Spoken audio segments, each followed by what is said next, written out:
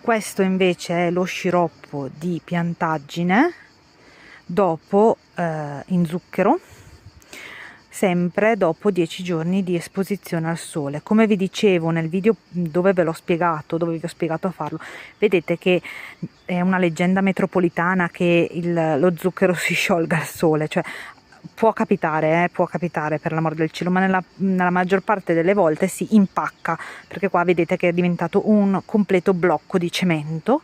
E quindi adesso farò la piantaggine è completamente diventata marrone.